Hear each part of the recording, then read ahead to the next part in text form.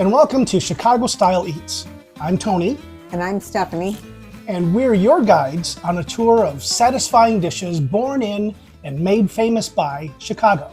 We recently discovered this book, Made in Chicago, Stories Behind 30 Great Hometown Bites, by David Hammond and Monica Ng, published by Three Fields Books, which reveals the facts, funny stories, and lore about the hearty comfort foods our city is known for. It covers the best-known local menu items such as thick, cheesy, deep dish pizza, the juicy, meaty Italian beef sandwich, and of course, the ubiquitous dragged through the garden Chicago dog.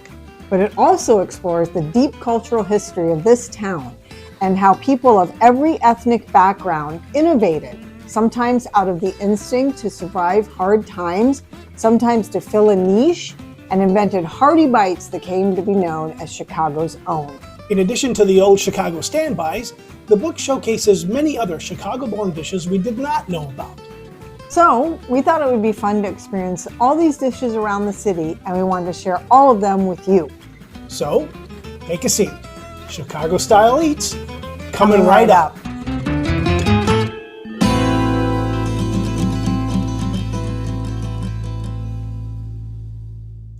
For this episode, we sampled the Akutagawa, which is spelled here on the board so that you know how to spell it in case you want to find a restaurant for it. Because most people tend to hear it and they think it's octo something, 8 of something. Or they want to say Akutagawa. Akutagawa, they say it wrong, yeah. So the Akutagawa was invented by Tom Yamauchi, the owner of a restaurant called Hamburger King. It was in Wrigleyville. And Tom was of Japanese descent, and one of his regulars at the restaurant was also of Japanese descent. He was originally from Hawaii. And he was in every day, came in to have a bite to eat. Sat at the counter and watch a ball game during the summer. And then one day he asked Tom to make him something special. So Tom whipped up something kind of, I think, from his roots, Japanese in design, I guess, familiar ingredients. And he gave this dish to George Akutagawa. That was the guy's name. And it consisted of hamburger meat, chopped onions, green peppers, bean sprouts, scrambled eggs, and he made it with a side of gravy that you could put on rice or potatoes. And Mr. Akutagawa liked it so much that every time he came back, he asked him to make it again. And it was so different and new and interesting that other patrons started saying, "Hey, make me one of those."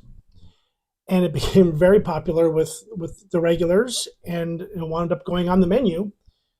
And then as the years went by, Mr. Yamauchi sold the restaurant, but the owners who took it over kept the Akutagawa on the menu.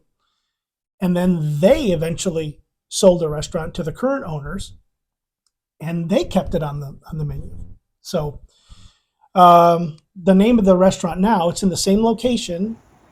It's called Rice and Bread. It's at 3435 North Sheffield in the city, just a block away from Wrigley Field. And we stopped by one evening and had a taste. What did you think of it? I liked it. I didn't do it with the ground hamburger meat. I went the vegetarian style, although I'm not a vegetarian, but I just didn't want the ground meat. So mine, instead of the meat, it had chopped tomatoes and some mushrooms, chopped or sliced mushrooms. And I felt the dish was flavorful. I had it with the side of rice and gravy, and it had nice crunch to it from the sprouts and good flavor from the gravy and all the other ingredients, especially the peppers. And of course the eggs were good too. So it's a hearty meal. And I had the basically the original configuration with the hamburger meat. And even though I don't like the green peppers, personally, I had the green peppers because that was the original dish. Yours was with the potatoes and the Right. gravy. I had the gravy. I had the potato. There was just hash browns, basically, on the side with the gravy on that. And you had the gravy on the. I had the gravy just on the rice, but you put your gravy everywhere. Oh, I did. Okay. Yes. And so yeah, it was pretty. I would say it's a little bland. I think just as it is, and Needs the gravy. It needs gravy. You need to add, your condiments of choice. I think, but it was very, very filling and tasty on its own. Yeah. So good.